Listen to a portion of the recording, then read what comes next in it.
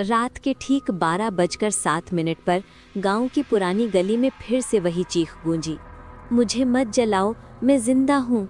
लेकिन गांव वाले जानते थे, ये किसी इंसान की आवाज़ नहीं थी, ये उस लड़की की आवाज़ थी जिसे इसी गांव ने जिंदा जला दिया था।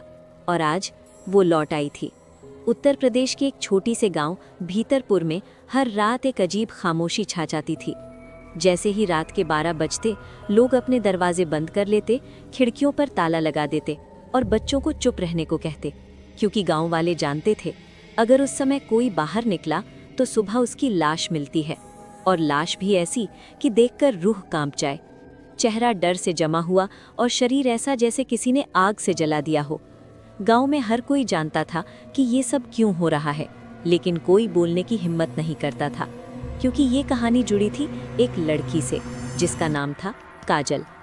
काजल इस गांव की सबसे हंसमुख लड़की थी। उसकी उम्र लगभग 19 साल थी। बड़ी बड़ी आंखें, चेहरे पर मासूम मुस्कान और दिल इतना साफ कि गांव का हर बच्चा उसे पसंद करता था। काजल अपने पिता रामदीन के साथ रहती थी।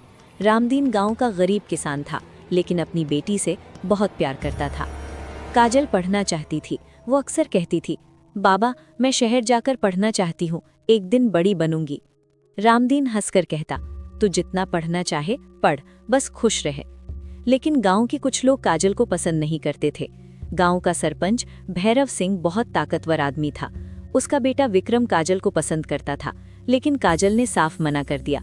एक दिन विक्रम ने गुस्से में कहा, अगर तू मेरी नहीं हुई तो किसी की भी नहीं होगी। काजल ने उसकी बात पर ध्यान नहीं दिया, लेकिन इसके कुछ दिन बाद गांव में अजीब बातें फैलने लगी। लोग कहने लगे, काजल डायन है, उसकी वजह से गांव में बीमारी फैल रही है, उसकी नज़र बुरी है। ये सब अफवाहें भैरव सिंह ने ही फैलवाई थीं। धीरे धीरे पूरा गांव काजल के खिलाफ हो गया। एक रात गांव के लोगों ने काजल को पकड़ लिया। वो रो रही थी, चिल्ला रही थी, मैंने कुछ नहीं किया, मुझे छोड़ दो। लेकिन किसी ने उसकी बात नहीं सुनी। भैरव सिंह चिल्लाया, ये डायन है, इसे जिंदा जलाओ। गांव के लोग डर और अंधविश्वास में इतने अंधे हो चुके थे कि उन्होंने काजल को पेड़ से बांध दिया। रामदीन दौड़ता हुआ आया, मेरी बेटी को छोड़ दो, वो निर्दोष है। लेकिन किसी ने उसकी बात नहीं सुनी। किसी ने लकड़ियां जमा की, किसी ने मिट्टी का तेल डाला और फिर आग लगा दी। काजल की चीख पूरे गांव में गूंज गई, मैं निर्दोष हूँ, तुम सबको इसकी सजा मिलेगी, मैं लौटूंगी। कुछ ही मिनटों में उसका शरीर आग में जल गया। रामदीन वहीं गिर पड़ा। उस रात गांव में पहली बार डर